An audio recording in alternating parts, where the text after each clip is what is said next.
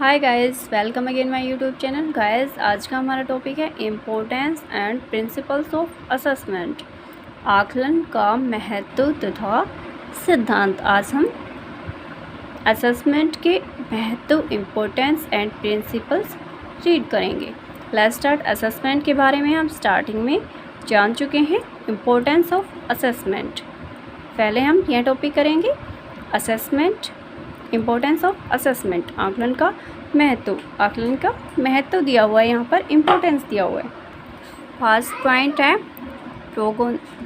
प्रोग्नोस्टिक्स और डायग्नोस्टिक्स। निदानात्मक आकलन का निदानात्मक उद्देश्य छात्रों की खोज करना तथा उनका निराकरण करना है। निदानात्मक परीक्षाएं एक ऐसी परीक्षा है जो छात्रों की उपलब्धि नापकर उनकी दुर्बलता को ज्ञात करती है, उनकी उपलब्धि का नाप करती है, जिससे कि उपचारात्मक कार्यवाही हेतु उपयुक्त आधार प्राप्त हो सके। नेक्स्ट, प्रोवाइडिंग फीडबैक, प्रतिपुष्टि प्रदान करना। आकलन का उद्देश्य प्रतिपुष्टि प्रदान करना है, उनका बच्चों का प्रोवाइडिंग पीछे का फीडबैक लेना है। रचनात्मक मूल्यांकन के आधार पर जहां विभिन्न प्रकार के परीक्षण समयांतराल पर दिए जाते हैं, बच्चों को समय समय पर उनके एग्जामिनेशन का उनका एवेल्यूशन किया जाता है। इससे विद्यार्थियों की क्षमता व सामर्थ्य का क्षेत्र ज्ञात हो सकता है, जिसे सुधारने में आवश्यक सुझाव भी दिए गए हैं। Next, number 3, providing promotion, placement and certification. आकलन मूल्यांकन का उद्देश्य उन्नति, नियोजन तथा प्रमाण पत्र प्रदान करना है। आकलन से यह पता चलता है कि बच्चे ने कितनी उन्नति की है, बच्चे ने कितना सीखा है। आकलन या मूल्यांकन छात्रों के नियोजन में हेल्प करता है, प्लानिंग में हेल्प करता है। Next, providing grading. यहाँ पर बेटा इस क्वेश्चन में आपके काफ़ी पॉइंट्स दिए हुए हैं, 20 से भी अबव, लेकिन आप 8 या 10 कर लीजिए, वही काफ़ी रहेगा। मूल्यांकन आकलन का उद्देश्य ग्रेडिंग प्रदान करना भी होता है। ग्रेडिंग प्रणाली में विद्यार्थियों को उनके ग्रेड मार्क्स के अकॉर्डिंग उनको ग्रेड दी जाती है। Next, to test achievement of pupil. आप इसको छोड़ सकते हैं, दोबारा से आया है ये topic. To test achievement of pupil, मूल्यांकन का उद्देश्य उपलब्धि परीक्षण से है। इसके बिना हम नहीं जान सकते कि विद्यार्थियों ने संबंधित विषय में वांछित कुशलता प्राप्त की है या नहीं की है, बच्चे ने इस विषय में अच्छे से सीखा है या नहीं सीखा है। नेक्स्ट, टू रिपोर्ट प्रोग्रेस, प्रगति की रिपोर्ट करना। परीक्षा के परिणामों के आधार पर विद्यार्थियों को, ये मैंने आपको पिछले लेक्चर में भी बताया था कि जो एग्ज़ाम होते हैं वो बच्चों के पेरेंट्स के पास भेजे जाते हैं, उनकी प्रोग्रेस रिपोर्ट बना के। नेक्स्ट, रिफॉर्म इन करिकुलम, पाठ्यक्रम में सुधार। मूल्यांकन का आधार शिक्षा के लक्ष्य होते हैं। इन लक्ष्यों का आधार बच्चों की रुचियाँ, समाज की आवश्यकताएं तथा शिक्षा मनोविज्ञान है। समाज की आवश्यकताएं हमेशा एक सी नहीं रहती, वो चेंज होती रहती हैं, कभी कुछ चाहिए कभी कुछ चाहिए। सच तो ये है कि वैज्ञानिक आविष्कार जो होते हैं, उन्होंने भी बहुत सारे आविष्कार करके तकनीकी प्रगति के कारण संसार को तेज़ी से बदल दिया है। नेक्स्ट पॉइंट है number 9, improvement in method of teaching, शिक्षण विधियों का सुधार। शिक्षा के लक्ष्यों में जो टीचिंग मेथड होता है, जो बच्चों को पढ़ाने की विधियाँ होती है, वो बहुत ही ईजी होनी चाहिए। बच्चों को इतनी आसान तरीके से समझाया जाना चाहिए कि बच्चों को एक ही बार में समझ आ जाए। Next, to clarify objectives, number 10, लक्ष्यों से स्पष्ट करना। मूल्यांकन का लक्ष्य शिक्षा के उद्देश्यों को स्पष्ट करने में सहायता करता है कि जो टीचिंग ऑब्जेक्टिव्स होते हैं उनको स्पष्ट करने में हेल्प करता है। मूल्यांकन द्वारा अध्यापकों को कई विषयों के विभिन्न प्रकरणों का साफ साफ बोध हो जाता है। वे उपयोगिता के प्रकाश में प्रत्येक प्रकरण के लक्ष्यों को समझने की कोशिश करते हैं। Next, number 11, to provide guidance, निर्देशन प्रदान करना। मूल्यांकन का लक्ष्य व्यक्तिगत योग्यताओं, रुचियों, अभिरुचियों, उपलब्धियों तथा व्यक्तित्व के अन्य तत्वों के विभिन्नीकरण में सहायता करता है। मूल्यांकन के आधार पर विद्यार्थियों को शैक्षिक एवं व्यावसायिक निर्देशन प्राप्त किया जा सकता है। नेक्स्ट पेज पर भी आपके काफ़ी पॉइंट्स दिए हुए हैं।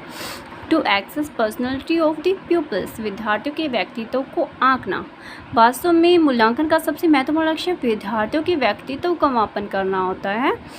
उनकी सोच, उनकी बुद्धि, उनकी इंटरेस्ट, अभिरुचि तथा उनके बौद्धिक, नैतिक, सामाजिक स्तर का विकास का लेवल को जांच किया जाता है। Next number 30, help in testing and efficiency of the teachers, अध्यापक की कुशलता का परीक्षण करने में सहायक। शिक्षण कार्य को कुशलतापूर्वक करने के लिए अध्यापक विभिन्न शिक्षण विधियों तथा शिक्षण सामग्री का प्रयोग करता है। यदि परिणाम अच्छे नहीं होते तो इससे यह प्रतीत होता है कि शिक्षण विधि में परिवर्तन की आवश्यकता है। यदि बच्चे बेटर सीख रहे हैं, अच्छे से सीख रहे हैं, तो मीन्स उसमें कोई चेंजेस करने की आवश्यकता नहीं है। यदि बच्चे अच्छे से नहीं सीख रहे हैं तो शिक्षण विधि है, जो टीचिंग मेथड है, उसको चेंज करने की आवश्यकता है, नीड है। हेल्प्स इन गुड टीचिंग, अधिक अच्छे शिक्षण में सहायता। विद्यार्थियों में नियमित रूप से काम करने की आदत इस पर निर्भर करती है कि उनके काम का मूल्यांकन ठीक ढंग से किया जा। जो बच्चा डेली रूटीन में वर्क करता है उसका मूल्यांकन सही तरीके से किया जा सकता है। या कई बच्चे ऐसे होते हैं जो उन्हें रट कर एग्जाम में लिख देते हैं, परंतु आजकल मूल्यांकन की जांच विभिन्न साधनों द्वारा करके अधिक व्याख्या विस्तृत रूप से की जाती है। Next number 15, basis of planning of education, शिक्षा की योजना का आधार। मूल्यांकन की मदद में यह ज्ञान होता है कि हमने विषय के उद्देश्यों को किस सीमा तक प्राप्त कर लिया है। यह आगे शैक्षिक योजनाएं बनाने में सहायता होगी तथा ऐसे कौन से क्षेत्र हैं जिनमें परिवर्तन की आवश्यकता है। नेक्स्ट आगे आपको कुछ और भी मैंने आपके 15 से कराए हैं, 15 में से आप कोई भी 10 कर लेना। नेक्स्ट आगे भी आपके कुछ पॉइंट्स दिए हुए हैं, इन्हें आप करना चाहो तो कर सकते हैं, अदरवाइज रहने देना। अब हम आते हैं प्रिंसिपल्स ऑफ असेसमेंट। आज हमें इम्पोर्टेंस एंड प्रिंसिपल ही करने हैं असेसमेंट के, आकलन के सिद्धांत। फर्स्ट क्या है, assessment should B reliable and consistent, आकलन के विश्वसनीय तथा होना चाहिए। आकलन विश्वसनीय होना चाहिए, विश्वास के योग्य होना चाहिए। जो असेसमेंट हम करते हैं वो विश्वास के योग्य होना चाहिए। रिलेबल की, जिस पर विश्वास किया जा सके। इसके लिए अंक, ग्रेड तथा दत्त कार्यों की स्थिति के लिए स्पष्ट तथा सत्य प्रक्रियाओं की आवश्यकता होती है। नेक्स्ट सेकंड है, information about assessment should be transparent, आकलन के बारे में सूचना स्पष्ट होनी चाहिए। आकलन कार्यों तथा प्रक्रियाओं के बारे में सूचना स्पष्ट होनी चाहिए तथा यह सूचना विद्यार्थियों, स्टाफ सदस्यों तथा जांचकर्ता सभी को उपलब्ध होनी चाहिए। नेक्स्ट नंबर 3 है, assessment should be valid, assessment valid होना चाहिए, आकलन वैध होना चाहिए। वैधता यह सुनिश्चित करती है कि आकलन कार्य पर्याप्त स्तर पर अधिकतम परिणाम प्राप्त करने के लिए विद्यार्थियों का आकलन करता है।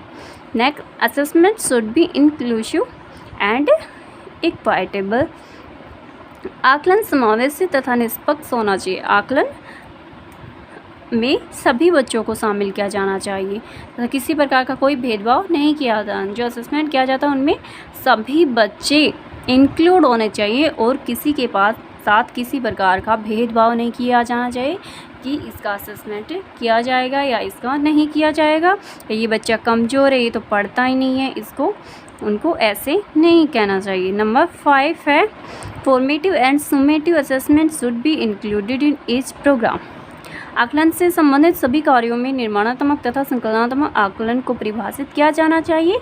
निर्माणात्मक मूल्यांकन तथा संकलनात्मक मूल्यांकन दोनों साथ साथ चलते हैं, जो आपके आगे आएंगे। फॉर्मेटिव एंड सुमेटिव असेसमेंट आगे नेक्स्ट चैप्टर में आपको नेक्स्ट यूनिट में आएंगे।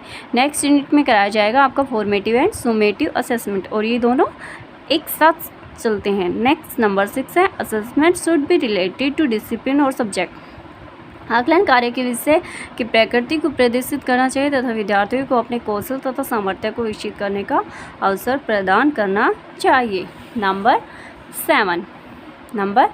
7 में है, feedback should be integral part of assessment process, प्रतिपुष्टि जिससे अधिगम सुधार होता है आकलन प्रक्रिया का अभिन्न अंग होना चाहिए, कि जिससे बच्चों के असेसमेंट में सुधार किए जाते हैं।